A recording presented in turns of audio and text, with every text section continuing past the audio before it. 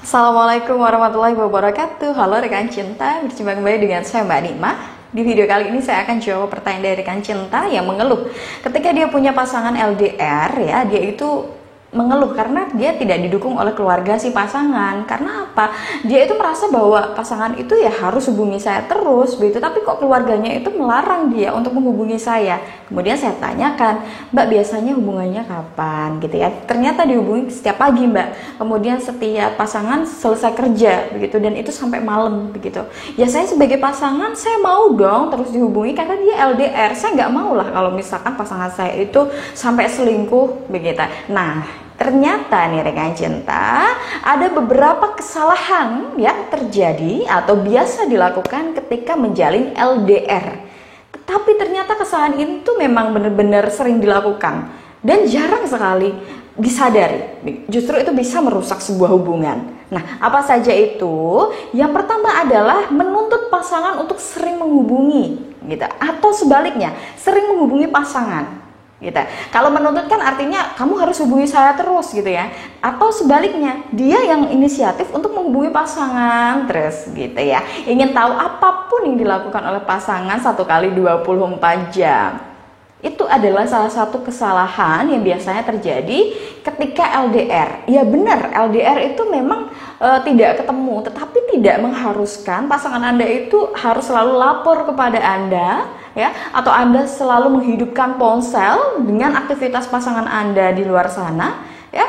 Terserah dia mau ngapa-ngapain, yang penting ponselnya hidup. Terserah dia mau tidur, mau apa, yang penting ponselnya hidup gitu ya. Itu bukanlah sebuah solusi atau bukanlah sesuatu yang positif, bukan sesuatu yang sehat untuk dilakukan ketika Anda menjalin hubungan LDR. Karena apa? Itu bisa mengganggu sekali. Karena pasangan Anda itu, ya, khususnya yang belum menikah nih ya, itu kan bukan milik Anda seutuhnya, ya kan? Dia itu juga memiliki aktivitas lain. Mungkin dia akan berhubungan dengan temennya, misalkan ya kumpul dengan temennya, atau dia punya hobi lain, atau dia harus bersih-bersih rumah, atau dia harus ya berinteraksi dengan keluarganya, dengan tetangganya. Kalau misalkan seperti itu, otomatis kan dia tidak bisa menjalankan aktivitas yang sesungguhnya harus dia jalani begitu. Akhirnya ya memang keluarganya protes lah. Apalagi untuk kasus yang saya ceritakan tadi itu statusnya masih belum menikah begitu ya. Otomatis ini akan membuat hubungan menjadi sangat kacau. Anda bisa dibenci oleh keluarganya juga. Karena itu hubungan yang tidak sehat.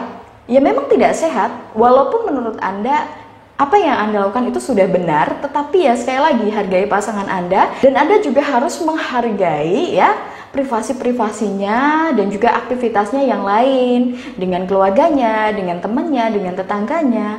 Dia juga makhluk sosial, ya, bukan makhluk di sebuah hutan kemudian ada di sebuah tempat gitu ya, sehingga dia tidak punya rutinitas lain selain hanya berhubungan dengan Anda.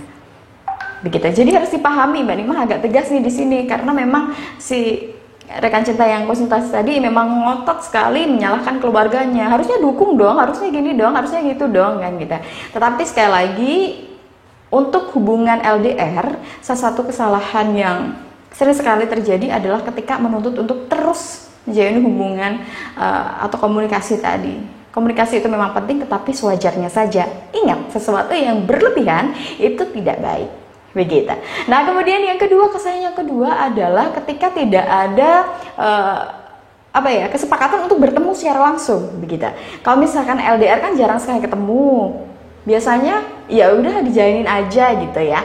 Kalau saran saya ya lebih baik Anda menjalin kesepakatan dengan pasangan Anda kapan sebaiknya bertemu. Kalau misalkan sangat-sangat jauh ya mungkin bisa 1 tahun sekali, atau mungkin setengah tahun sekali, atau 3 bulan sekali begitu. Jadi harus ada komunikasi yang jelas, ada kesepakatan yang jelas. Nah, kebanyakan LDR, hubungan yang LDR itu asal dijalani saja, tidak ada kesepakatan. Akhirnya membuat pasangan ya itu tadi merasa tidak nyaman, merasa was-was, dan akhirnya hubungan juga bisa terganggu. Begitu. Nah, kemudian kesalahan yang ketiga adalah menuduh berselingkuh. Aduh, ini bahaya sekali. Kalau misalkan rekan cinta sudah nggak pernah ketemu, kemudian nggak ada bukti pasangan punya selingkuhan, kok suka nuduh selingkuh, otomatis yang dituduh itu akan menjadi tidak nyaman. Dan Anda pun yang menuduh pasti juga merasa tidak bahagia juga kan, merasa ada rasa takut, khawatir, was-was yang membuat Anda dan pasangan menjalin hubungan tidak nyaman. Oke, kalau misalkan Anda LDR dan pasangan Anda tidak menunjukkan perselingkuhan, ya, tidak ada tanda-tanda selingkuh, maka Anda jangan sekali-kali nyeplos atau hanya bercanda nuduh selingkuh. Begitu.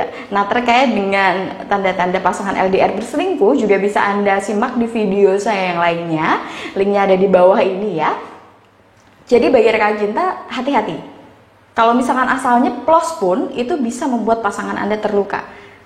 Oke, jadi harus benar-benar dijaga baik-baik hubungan LDR, karena memang hubungan LDR itu sangat-sangat rentan sekali terjadinya problem. Nah, kemudian kesalahan yang keempat yang sering sekali terjadi adalah ketika si pria atau si wanita itu curhat dengan orang lain begitu, atau lawan jenis lain di dekatnya atau yang mudah terjangkau begitu. Ini bisa menimbulkan benih-benih cinta lama-kelamaan. Akhirnya Anda meninggalkan pasangan LDR Anda karena tadi Anda sudah kepincut dengan orang yang ada di dekat Anda. Jadi kalau misalkan Anda memang berhubungan LDR ya, waspada, tetap jaga diri Anda, jaga hubungan Anda, jangan sampai kepincut untuk curhat dengan orang lain yang berpotensi timbulnya benih-benih cinta. Walaupun awalnya saya tuh kesepian Mbak Nikma gitu ya, atau mungkin saya itu juga butuh temen buat nemenin saya jalan, nemenin saya makan gitu. Kan saya hanya teman. Ya, Anda dan juga pasangan Anda dulu juga teman, ya kan? Jadi memang harus waspada ya rekan cinta.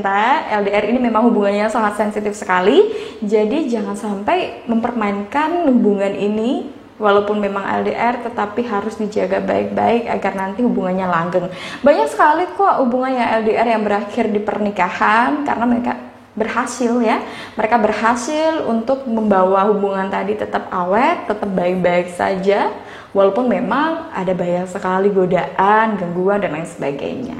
Nah, itulah tadi dari saya, semoga dapat bermanfaat ya. Semoga bagi rekan cinta yang mengalami permasalahan dalam LDR, semoga segera terselesaikan. Dan bagi rekan cinta yang mungkin saat ini sedang LDR, diberi kesabaran ya. Tetap jaga keimanan, jangan sampai melakukan hal yang aneh-aneh atau mungkin video call yang aneh-aneh, kirim foto yang aneh-aneh, itu tidak perlu. Nanti kalau misalkan Anda sudah sah suami istri, no problem gitu ya. Jadi tetap jaga iman, jaga hati juga. Oke? Tetap saksikan video-video terbaru saya hanya di YouTube channel pribadi saya, Nikmah Ashifa. Wujudkan bahagia dengan cinta. Wassalamualaikum warahmatullahi wabarakatuh.